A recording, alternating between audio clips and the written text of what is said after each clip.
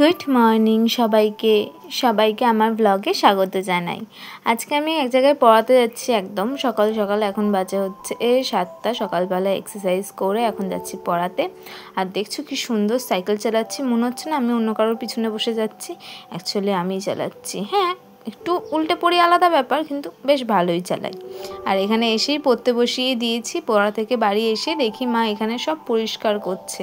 একটু নোংরা পড়ে গেছিলো, তাই এগুলো দেখো কত মেজে মেজে পরিষ্কার করেছে। আর উপরে ওই জায়গাটা বাকি আছে, শুধু এই জায়গাটাই পরিষ্কার করেছে এমন নয়, ওইদিকে ড্রয়ারটাকেও দেখো পুরো চকচকে করে ফেলেছে।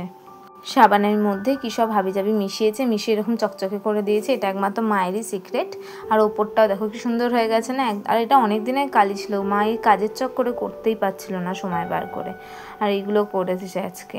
আর তার উপর আজকে নিয়ে বসেছে এই আচারের শিশি পরিষ্কার করতে। আজকে পুরো রান্নাঘর চকচকে করে দেবে, পুরো দেখে মনে হবে কাচের ভেতর দিয়ে যাচ্ছে, চারিদিক এত চকচক করবে। আর এখানে না আচার, তারপরে তেল, অনেক কিছু আছে, একটু তেল চিটচিটে হয়ে যায় সব জায়গাগুলো।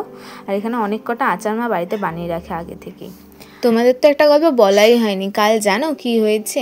কালকে যখন রাত্রিবেলা মিনিকে নিয়ে আসতে যাই, দেখি মিনি নেই, চারিদিকে খুঁজছি। আজকে পড়া থেকে বাড়ি আসার সময় জিজ্ঞাসা করলাম, আমি খুঁজে পেলাম না। আবার পাশের বাড়ি কাকিমাও আমাকে জিজ্ঞেস করলো যে মিনি কোথায়, বলতে পারলাম না। আর তার মধ্যে একটা জিনিস দেখলাম, দেখলে আকাশটা কত সুন্দর। আর এখন ওই খাবারগুলো নিয়ে খোঁজ পেয়েছি যে মিনি গেছে একটা বিড়াল বাড়িতে, মানে ওই বাড়িটাকে আমরা বিড়াল বাড়ি বলেই ডাকি।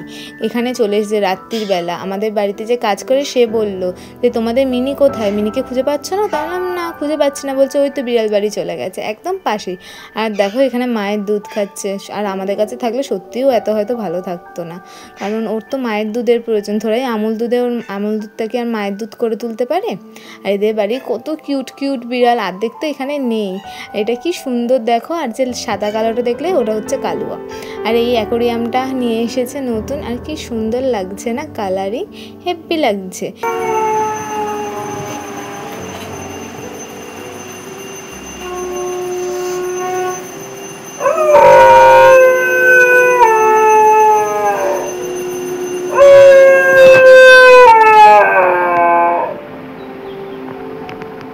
আলুর শাক বাজানোর আওয়াজ শুনলে পাশের বাড়িতে পুজো হচ্ছে, আর ও শাক বাজিয়েই যাচ্ছে, যতবার শাক বাজছে।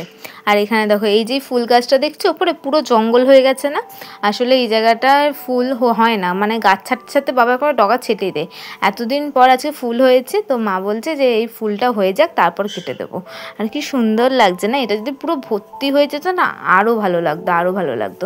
এই ফুলটা হয়েছে শুধুমাত্র আমার মায়ের যত্নে, কারণ গাছের পিছনে যে পরিমাণ খাটে আমার মা, সত্যি। আর এটা হচ্ছে ওই সেই মধু খায় না, মধুমালতী মনে হয় বলে এটাকে, এই পিঙ্ক কালারের। আর এটা হচ্ছে মানি প্ল্যান্ট গাছ। আমি এত বড় বড় পাতা আমি নিজের বাড়িতেই ফার্স্ট টাইম দেখলাম, যে এত বড় বড় পাতাও হয় মানি প্ল্যান্ট গাছের। এটাও একটা মনে হয় ওই মধু ফুলই। আর এইটা কি ফুল, এটা আমি না সত্যি ভাবছি যে এই মধু ফুলের কি আদৌ এতগুলো কালার, না এটা আলাদা কোনো একটা ফুল, বুঝতে পারছি না। যেটা দেখতে কিন্তু খুব সুন্দর হয়েছে। আর এটা হয়েছে অ্যাডিনো গাছের ফুল, এটা যদিও আরও বড় হবে। আর কি সুন্দর লাগছে না। এই গাছটা আমার স্পেশাল ভালো লাগে ওই গুঁড়িটার জন্য, একটু মোটা টাইপের হয়। আর ওই দেখো উল্টো মোচা, সোজা মোচা যাকে বলে। আর এখানে মা বাতাবি লেবু কাটছে। আমার মায়ের একটা স্টুডেন্ট এসে এই বাতাবি লেবু দিয়ে গেছে, হাফ কালকে খাওয়া হয়ে গেছে আর হাফ আজকে মা মাখছে।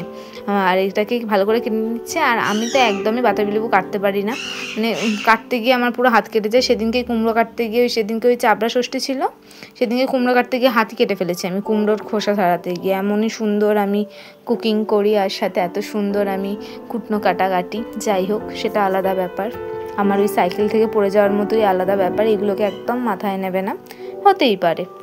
এইগুলোকে ধুয়ে মা মাখাবে। আর এখানে আমরা দুপুরের লাঞ্চ নিয়ে বসেছি। আছে শুক্তো, ভাত, আলু ভাতে। এই শুক্তোটা হচ্ছে ছাঁচি কুমড়ো দিয়ে শুক্তো, যেটা আমার খেতে খুব একটা ভালো লাগে না, বাট মা খুব সুন্দর করে। ঝোলটাই খালি ভালো লাগে, ছাঁচি কুমড়োটা ভালো লাগে না।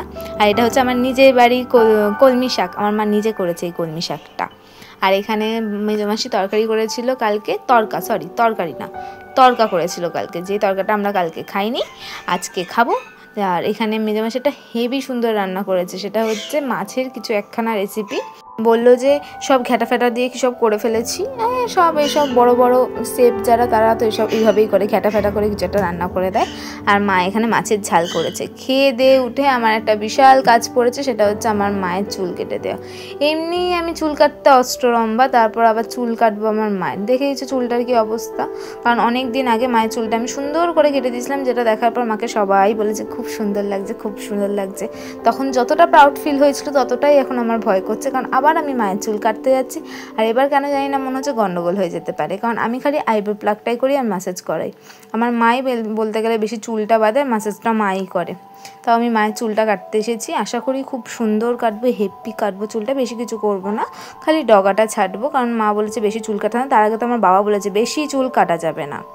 এখানে চুলটা কেটে এখন মা বাতাবি লেবুটা মেখেছে লঙ্কা, নুন আর গোলমরিচ দিয়ে, আর সাথে আছে একটু চিনি। বেশ ভালো লাগে এই মাখাটা, এটা ঠান্ডা ঠান্ডা ফ্রিজের হেব্বি লাগে।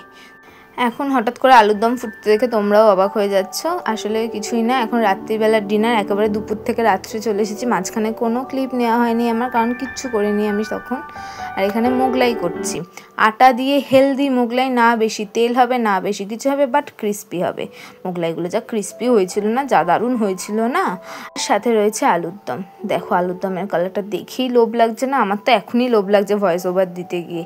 আর রয়েছে শসা আর একটু সস, আর খেতে হেভি হয়েছিল। আটা দিয়েও মোগলাই যে হয় আমি ফার্স্ট টাইম বাড়িতে বানালাম, আর খেতে দারুণ হয়েছে। আমার মাও বললো যে হেলদি খাবার, এবার থেকে মোগলাই খেলে বরং এইভাবেই খাবো।